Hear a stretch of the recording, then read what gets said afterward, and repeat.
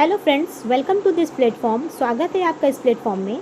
तो आज का जो सेशन है वो जेटेड सीडीपी का सेशन है, यानी जेटेड 1 to 5 सीडीपी और 6 to 8 दोनों का आज सेशन है। ठीक है, तो सीडीपी का जो होता है ना 1 to 5 और 6 to 8 मोस्टली सेम ही रहता है फ्रेंड्स।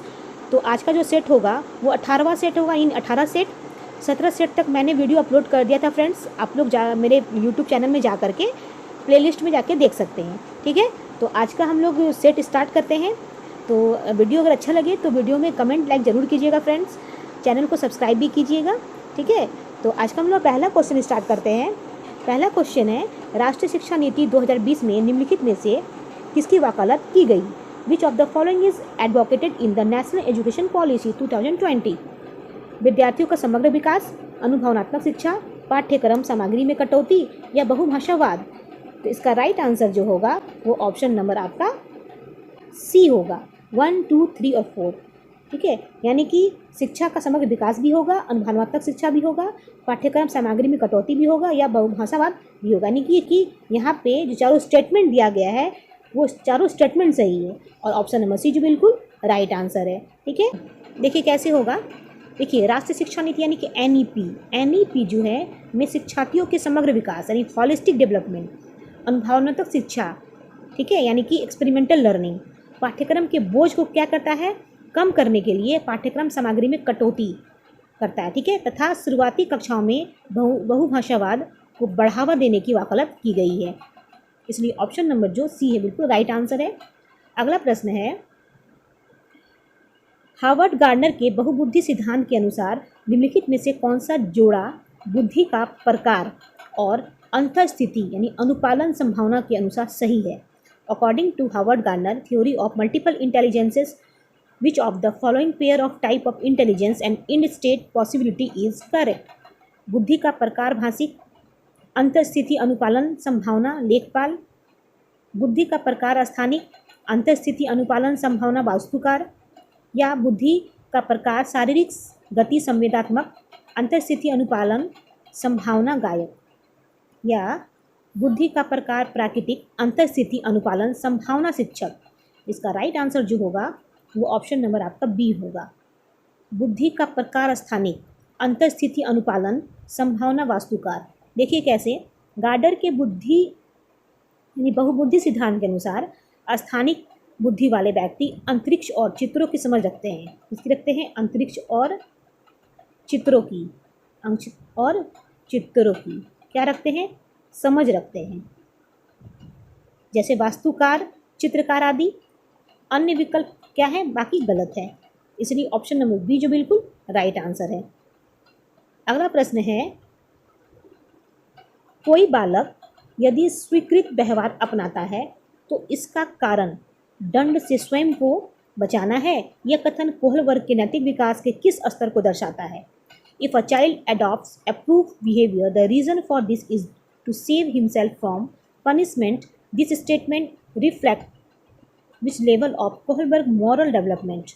दंड तथा आज्ञापालन अभिमुखता, आत्म अभिरुचि तथा प्रतिफल अभिमुखता, सार्वभौमिक नैतिक सिद्धांत अभिमुखता, ये सामाजिक अनुबंध अभिमुखता। ठीक है, तो इसका राइट आंसर जो होगा वो ऑप्शन नंबर आपका ए होगा, दंड तथा आज्ञापालन अभिमुखता। देखिए कैसे, लॉरेंस कोहलबर्ग के नैतिक विकास के सिद्धांत के पहले स्तर यानी कि पूर्व पारंपरिक स्तर के पहले चरण में बालक दंड से बचने के लिए नियमों का पालन करता है। इसलिए ऑप्शन नंबर ए जो बिल्कुल राइट आंसर है। अगला प्रश्न है, हर्ज़बर्ग मैस्लो ने व्यक्ति के मूल आवश्यकताओं के अनुक्रम में प्रथम स्थान पर किन आवश्यकताओं को रखा है? विच नीड्स डिड, ठीक है, Herzberg Maslow place at the first position in the hierarchy of human basic needs? सुरक्षा संबंधी आवश्यकताएं, शारीरिक आवश्यकताएं, या संबद्धता एवं स्नेह संबंधी आवश्यकताएं, या आत्मसम्मान आवश्यकताएं? इसका राइट आंसर जो होगा वो ऑप्शन नंबर बी होगा, शारीरिक आवश्यकताएं। देखिए कैसे, यहाँ पे जो बताया गया है कि जो हर्ज़बर्ग मैस्लो की आवश्यकता पदानुक्रम सिद्धांत के सबसे नीचे और प्रथम स्थान पर शारीरिक आवश्यकताएं जैसे कि भोजन, पानी, नींद। शारीरिक अवस्था में क्या रहता है, भोजन, पानी, ठीक है, और नींद, ये आता है। इसलिए ऑप्शन नंबर बी जो बिल्कुल राइट आंसर है। अगला प्रश्न है, एक अध्यापक ने देखा कि एक छात्र को वर्ग बनाने में कठिनाई हो रही है। उसने यह अनुमान लगाया कि उसे हीरे का चित्र बनाने में भी कठिनाई होगी। उसके द्वारा लगाया गया अनुमान निम्नलिखित में से किस सिद्धांत पर आधारित है? ए टीचर एब्जॉर्ब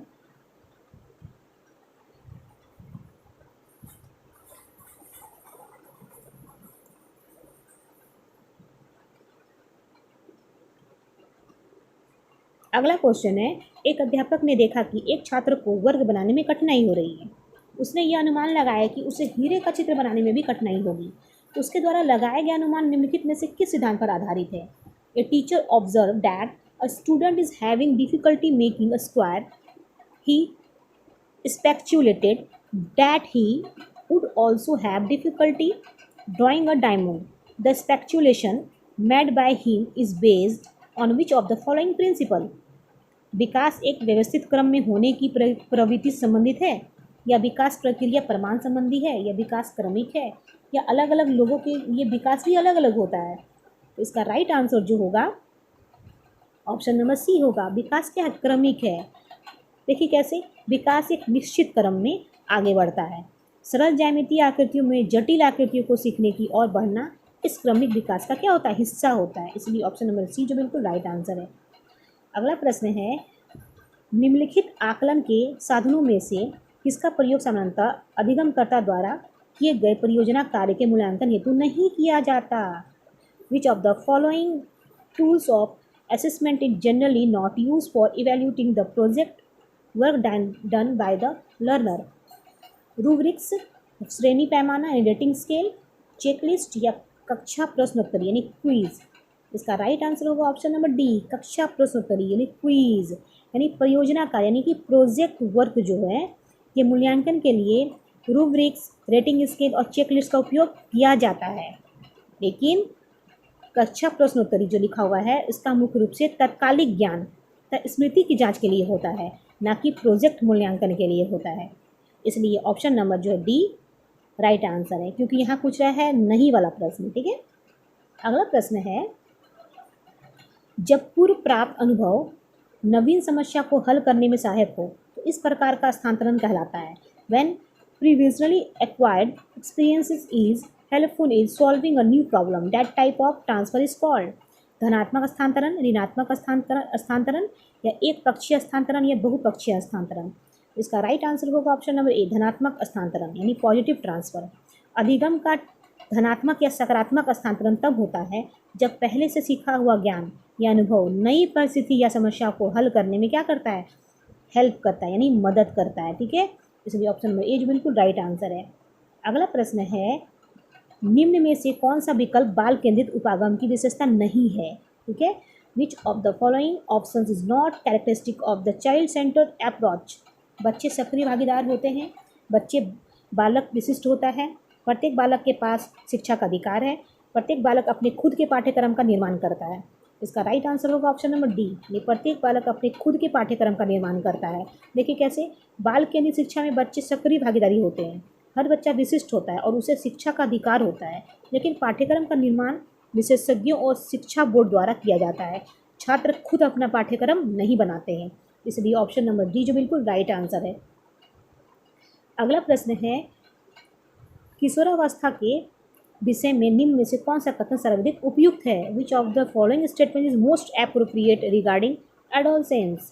किशोरावस्था विभिन्न प्रकार के कष्टों की अवस्था है, किशोरावस्था रचनात्मक विकास की अवस्था है, या किशोरावस्था झंझावतों की अवस्था नहीं है, या किशोरावस्था झंझावतों की आयु होते हुए भी रचनात्मक विकास की भी अवस्था है? इसलिए ऑप्शन नंबर जो डी होगा इसका राइट आंसर होगा। ठीक है, किशोरावस्था झंझावतों की आयु होते हुए भी रचनात्मक विकास की अवस्था होती है। देखिए कैसे, स्टेनी हॉल मतलब स्टेनली हॉल के अनुसार किशोरावस्था तनाव, ठीक है, तनाव हो, आंधी तूफान हो, आंधी तूफान, ठीक है, आंधी तूफान हो, या संघर्ष हो, ठीक है, संघर्ष की अवस्था है, संघर्ष की क्या हो वो अवस्था है। साथ ही यह ऊर्जा और रचनात्मक विकास की भी अवस्था होती है। क्या होती है? ऊर्जा और रचनात्मक की भी अवस्था होती है, विकास की अवस्था होती है। इसलिए ऑप्शन नंबर डी जो बिल्कुल राइट आंसर है। अगला प्रश्न है, सृजनशील छात्र छात्राओं के विशिष्ट शिक्षण हेतु कौन सा उपाय अत्यधिक प्रभावी होगा? Which major will be most effective for the special education of creative student? खेलकूद में विशिष्ट स्थान देना, विद्यालय छात्र परिषद का नेता बनना, कक्षा में मॉनिटर बनाना या उद्देश्यों के अनुरूप परामर्श देना। इसका राइट आंसर होगा ऑप्शन नंबर डी, यानी कि उद्देश्यों के अनुरूप परामर्श देना। ठीक है, सृजनशील यानी कि छात्रों के विशिष्ट क्षमताओं को सही दिशा देने और उसकी जिज्ञासा को घोषित करने के लिए उसने उनके उद्देश्यों के अनुरूप उचित परामर्श देना सबसे क्या होता है, प्रभावी होता है। इसलिए ऑप्शन नंबर डी जो बिल्कुल राइट आंसर है। अगला प्रश्न है प्रतिभावान बालकों की पहचान करने के लिए हमने सबसे अधिक महत्व, to identify gifted children we should given most important to. शिक्षक के निर्णय को देना चाहिए, परिवार को जिससे बालक आता है देना चाहिए, सामाजिक वातावरण को देना चाहिए या वस्तुनिष्ठ परीक्षणों को देना चाहिए। इसका right answer option number D, वस्तुनिष्ठ परीक्षणों को देना चाहिए। देखिए, प्रतिभावान बालकों की सटीक और वैज्ञानिक पहचान के लिए बुद्धि परीक्षण, उपलब्धि परीक्षण जैसे वस्तुनिष्ठ परीक्षण यानी ऑब्जेक्टिव टेस्ट को सबसे अधिक महत्व दिया जाता है। इसलिए ऑप्शन नंबर डी जो बिल्कुल राइट आंसर है। अगला प्रश्न है समावेशी शिक्षा का सिद्धांत निम्न में से किसे बढ़ावा देता है? The principle of inclusive education promotes which of the following? अभ्यर्थियों में अभाव देखने का दृष्टिकोण, दिव्यांगता का चिकित्सा मॉडल, व्यक्तिगत विभिन्नताओं का सम्मान या विद्यार्थियों का पृथक्करण। इसका राइट आंसर होगा ऑप्शन नंबर सी, व्यक्तिगत विभिन्नताओं का सम्मान। देखिए, समावेशी शिक्षा सभी बच्चों को बिना किसी भेदभाव के एक साथ समान कक्षा में शिक्षा देती है, जो प्रत्येक छात्र की व्यक्तिगत विभिन्नताओं का सम्मान करती है। इसलिए ऑप्शन नंबर सी जो बिल्कुल राइट आंसर है। अगला प्रश्न है निम्न में से क्या एक समावेशी शिक्षा का उद्देश्य नहीं है, पूछ रहा है। Which of the following is not an objective of inclusive education? बालकों में आत्मविश्वास तथा आत्मनिर्भरता की भावना को विकसित करना, या असमर्थ बालकों को सामाजिक एवं सांस्कृतिक रूप से समाज से जोड़ना, या समर्थ बालकों के साथ साथ असमर्थ बालकों में जागरूकता की भावना का विकास करना, या समर्थ बालकों को शिक्षित कर देश के मुख्य धारा से जोड़ना। इसका राइट आंसर जो होगा वो आगा आपका ऑप्शन नंबर डी, समर्थ बालकों को शिक्षित कर देश की मुख्य धारा से जोड़ना। देखिए, समावेशी शिक्षा केवल सामान्य यानी समर्थ बालकों के लिए नहीं, बल्कि विशेष रूप से वंचित, दिव्यांग और असमर्थ बालकों को समाज और शिक्षा की मुख्य धारा से जोड़ने के लिए ही होता है। इसलिए ऑप्शन नंबर डी जो बिल्कुल राइट आंसर है। अगला प्रश्न है समावेशी शिक्षा को बढ़ावा देने के लिए निम्नलिखित में से कौन सा महत्वपूर्ण नहीं है? Which of the following is not important for promote inclusive education? शिक्षक का विश्वास कि सभी बच्चे एक साथ सीख सकते हैं, शिक्षक का सकारात्मक रवैया, शिक्षक की सामाजिक आर्थिक स्थिति, शिक्षक का निष्पक्ष रवैया। इसका राइट आंसर जो होगा वो ऑप्शन नंबर आपका सी होगा, शिक्षक की सामाजिक आर्थिक स्थिति। देखिए, सामाजिक शिक्षा की यानी समावेशी शिक्षा की सफलता के लिए शिक्षक का सकारात्मक रवैया, निष्पक्षता और यह विश्वास जरूरी है कि सभी बच्चे सीख सकते हैं। शिक्षक की सामाजिक आर्थिक स्थिति से इसका कोई लेना देना नहीं है, इसलिए ऑप्शन नंबर सी बिल्कुल राइट आंसर है। ठीक है, अगला प्रश्न है छात्रों के लिए शिक्षकों को कक्षा के वातावरण में सकारात्मक को बढ़ावा देने की आवश्यकता है ताकि छात्र अनुभव कर सकें। Teachers need to promote positively in the classroom environment for students so that students can experience सुरक्षित और स्वीकृत, संरक्षित और अनिश्चित, अलग और देखने योग्य, एकांत और सतर्क। इसका राइट आंसर जो होगा वो ऑप्शन नंबर ए होगा, सुरक्षित और स्वीकृत। देखिए, कक्षा में सकारात्मक यानी पॉजिटिव और सहायक वातावरण होने से बच्चे मानसिक रूप से सुरक्षित महसूस करते हैं और ये मानते हैं कि उन्हें कक्षा में क्या करना है, स्वीकार किया गया है। इसलिए ऑप्शन नंबर ए जो बिल्कुल राइट आंसर है। अगला प्रश्न है मनोगत्यात्मक गतिविधि है। ठीक है, साइकोमोटर्स एक्टिविटी इज इंद्रियों की सहायता से विभिन्न गतिविधियों का विकास, एक ऐच्छिक एवं आत्मनियंत्रित क्रिया, या वह है जो हम कहते हैं एक प्रकार का मनोरंजन। इसका राइट आंसर होगा ऑप्शन नंबर बी, एक ऐच्छिक एवं आत्मनियंत्रित क्रिया है ये। देखिए, मनोगत्यात्मक डोमेन का संबंध शारीरिक गतिविधि और मांसपेशियों के नियंत्रण से है, जो मुख्य रूप से ऐच्छिक और आत्मनियंत्रित क्रियाएं होती है। इसलिए ऑप्शन नंबर बी बिल्कुल राइट आंसर है। ठीक है, इसको याद रखना है, ये कैसा है गतिविधि, मांसपेशी, ठीक है, मांसपेशी और शारीरिक गतिविधि, ठीक है, ये इसी का नियंत्रण करता है, ठीक है, नियंत्रण। इसलिए ऑप्शन नंबर बी जो बिल्कुल राइट आंसर है। अगला प्रश्न है, बालकों में पाठ के प्रति रुचि उत्पन्न करने के लिए क्या नहीं करना चाहिए? What should not be done to create interest in the lesson among children? पाठ की पुनरावृत्ति करानी चाहिए, निरंतर मौखिक शिक्षण कराना चाहिए, या पाठ को बालकों के व्यवहारिक जीवन से संबंधित कराना चाहिए, या रटने की प्रवृत्ति पर बल देना चाहिए? इसका राइट आंसर होगा ऑप्शन नंबर बी, निरंतर मौखिक शिक्षण कराना चाहिए। देखिए, लगातार मौखिक शिक्षण, कंटिन्यूअस ऑरल टीचिंग कराने से कक्षा उबाऊ हो जाता है। क्या हो जाता है? कक्षा उबाऊ, यानी कि बोरिंग हो जाता है, ठीक है, और बच्चे की रुचि कम हो जाती है। इसके विपरीत व्यवहारिक जीवन से जोड़ना और पुनरावृत्ति करना सही है, जबकि रटने पर बल देना सही नहीं होता है, ठीक है। इसलिए ऑप्शन नंबर बी जो बिल्कुल राइट आंसर है। अगला प्रश्न है, जिस सिद्धांत के अनुसार बालक आशावादी बनता है वह सिद्धांत है। According to the theory by which a child becomes optimistic, that theory is अनुकूलित अनुक्रिया सिद्धांत, उद्दीपक अनुक्रिया सिद्धांत, सक्रिय अनुबंध सिद्धांत, या प्रतिकूलित अनुक्रिया सिद्धांत? इसका राइट आंसर है ऑप्शन नंबर सी, सक्रिय अनुबंध सिद्धांत, ठीक है। देखिए कैसे, स्किनर के, किसके? स्किनर के सक्रिय अनुबंधन सिद्धांत के में क्या होता है ना, सकारात्मक पुनर्बलन, ठीक है, यानी कि पॉजिटिव रिफोर्समेंट मिलने पर बालक का आत्मविश्वास और आशावाद बढ़ता है। क्या बढ़ता है? आत्मविश्वास और आशावाद क्या होता है? बढ़ता है, ठीक है, बढ़ता है। इसलिए ऑप्शन नंबर सी जो बिल्कुल राइट आंसर है। अगला प्रश्न है, कक्षा शिक्षण में बालकों को प्रेरित करते समय निम्न बात का ध्यान रखना चाहिए। While motivating childrens classroom teaching one should keep in mind the following. बालक की अधिकाधिक कमियां ढूंढना, या बालक में आत्मविश्वास की भावना विकसित करना, या बालक से कठिन अभ्यास कराना चाहिए, या सभी बालकों को समान रूप से शिक्षा देना चाहिए? इसका राइट आंसर है ऑप्शन नंबर बी, बालक में आत्मविश्वास की भावना विकसित करना। देखिए, प्रभावी शिक्षण और अभिप्रेरण यानी मोटिवेशन का मुख्य उद्देश्य छात्र के भीतर आत्मविश्वास और सीखने की ललक जगाना होता है। इसलिए ऑप्शन नंबर बी जो बिल्कुल राइट आंसर है। अगला प्रश्न है, वस्तुओं का आदान प्रदान करना किस विकास के अंतर्गत आता है? Exchanging items comes under which developments? त्रुटि नियंत्रण का विकास, व्यक्तित्व विकास, आत्मानुशासन, या सामाजिक विकास? इसका राइट आंसर है ऑप्शन नंबर डी, सामाजिक विकास यानी सोशल डेवलपमेंट। वस्तुओं का आदान प्रदान करना यानी शेयरिंग करना, मिलजुल कर रहना और सहयोग करना बच्चों के सामाजिक विकास यानी सोशल डेवलपमेंट का एक महत्वपूर्ण हिस्सा होता है। इसलिए ऑप्शन नंबर डी जो बिल्कुल राइट आंसर है।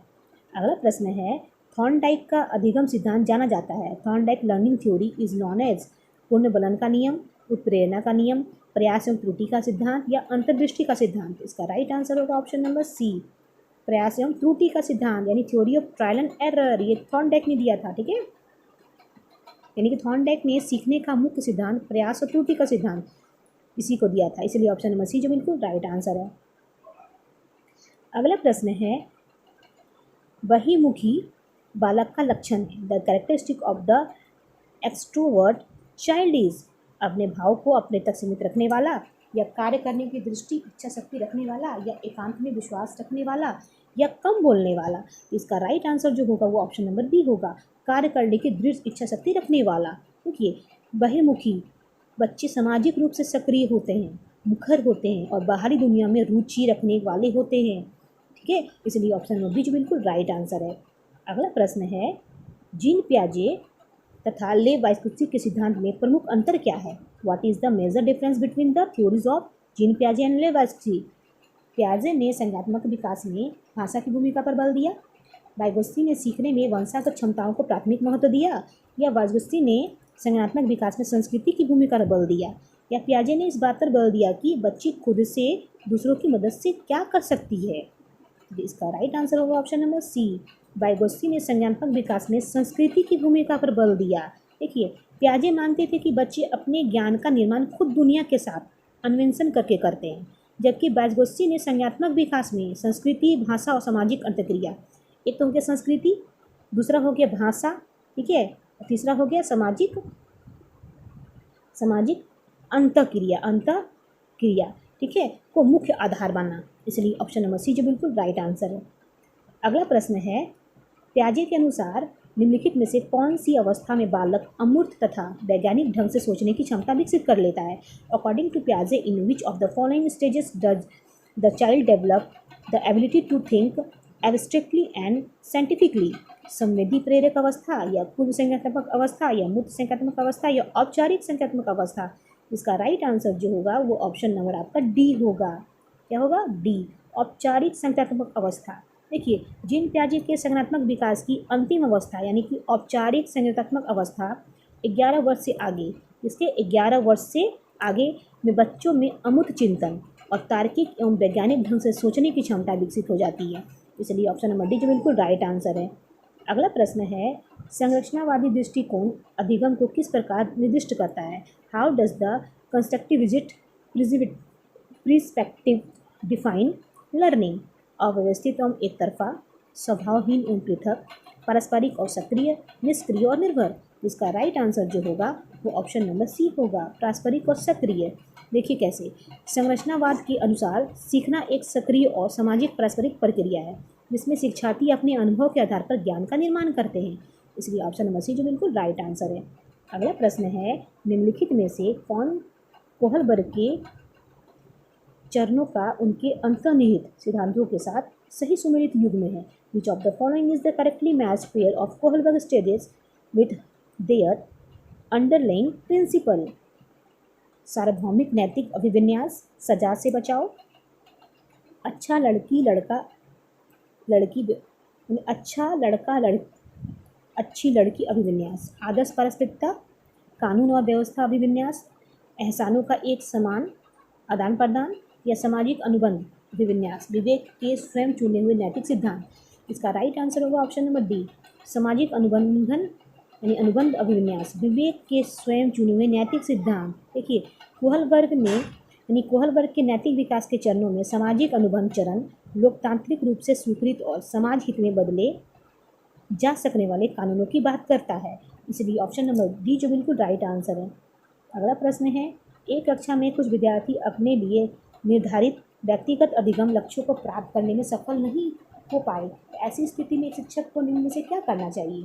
इन a class some student could not achieve the individuals learning goals set for themselves in such a situation, what should a teacher do? उनकी विफलताओं को अपमानजनक और शर्मनाक माने, या इन विद्यार्थियों को निष्कासित करें और उन्हें एक विशेष विद्यालय में जाने का सुझाव दें, या भविष्य के प्रयासों में उनसे सफलता की बहुत कम उम्मीदें रखें, या विफलता को सीखने की विकासात्मक प्रक्रिया के एक भाग के रूप में देखें? तो इसका राइट आंसर जो होगा वो आपका ऑप्शन नंबर डी होगा, विफलता को सीखने की विकासात्मक प्रक्रिया का एक भाग के रूप में देखें। देखिए, शिक्षा शास्त्र के अनुसार विफलता अंत नहीं है, ठीक है, बल्कि यह सीखने की प्रक्रिया का एक स्वाभाविक हिस्सा होता है, ठीक है, इसलिए ऑप्शन नंबर डी जो बिल्कुल राइट आंसर है, यानी कि स्टेपिंग स्टोन है ये। अगला प्रश्न है, आपकी कक्षा में एक बालक बहुत बातें करता है, आप उसके परिवार वालों से इस संबंध में विचार विमर्श करते हैं तो पाते हैं कि वह घर पर बहुत कम बोलता है। इसका मुख्य कारण हो सकता है, a child in your class talk a lot, you discuss this with his family members and find that he speak very little at home. The main reason for this could be विद्यालय में बालकों को बातें करने के असीमित अवसर मिलते हैं, या विद्यालय में शिक्षक यह चाहते हैं कि बालक हर समय एक दूसरे से बातें करे, या उस बालक के विचारों को अपने घर की तुलना में विद्यालय में अधिक मान्यता मिलती है, या वो बालक अपने घर तथा परिवार वालों को बिल्कुल पसंद नहीं करता, ठीक है। तो इसका राइट आंसर है ऑप्शन नंबर सी। देखिए कैसे, उस बालक के विचारों को अपने घर की तुलना में विद्यालय में अधिक मान्यता क्या कि मिलती है।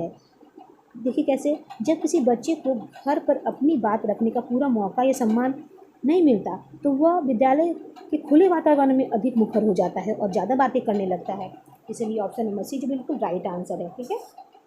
अगला प्रश्न है, निम्नलिखित में से क्या सृजनात्मकता वाले विद्यार्थियों की विशेषता नहीं है? Which of the following is not a characteristic of student with creativity? उनकी समस्याओं को सुलझाने का कौशल उच्च कोटि का होता है। ये विभिन्न तरीकों से समस्याओं का समाधान कर सकते हैं। उनमें नए विषयों को जोड़ने सीखने की जिज्ञासा कम होती है। वे अक्सर नए विचारों और नवाचारों के साथ आते हैं। इसका राइट आंसर होगा ऑप्शन नंबर सी। उनमें नए विषयों को सीखने की जिज्ञासा कम होती है।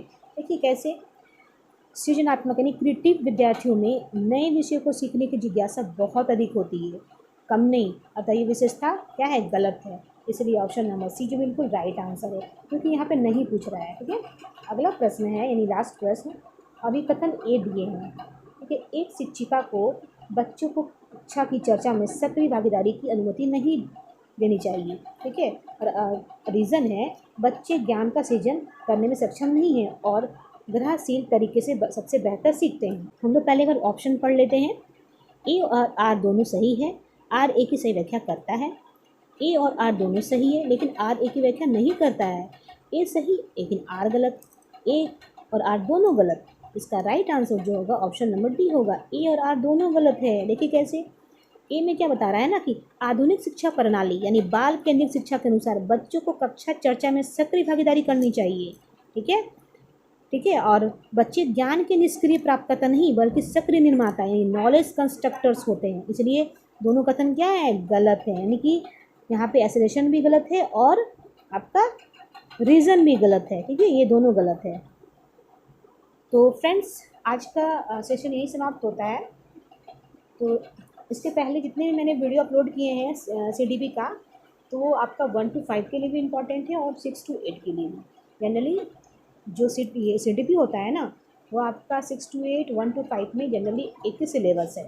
ठीक है, तो कुछ स्टूडेंट ऐसा सोचते होंगे कि 1 to 5 में अलग CDP है और 6 to 8 में अलग CDP है। जी नहीं फ्रेंड्स, आप लोग जब 1 to 5 वाला देख रहे हैं तो 6 to 8 वाला भी CDP देखिएगा, क्योंकि CDP अलग नहीं है, सेम ही सिलेबस होता है।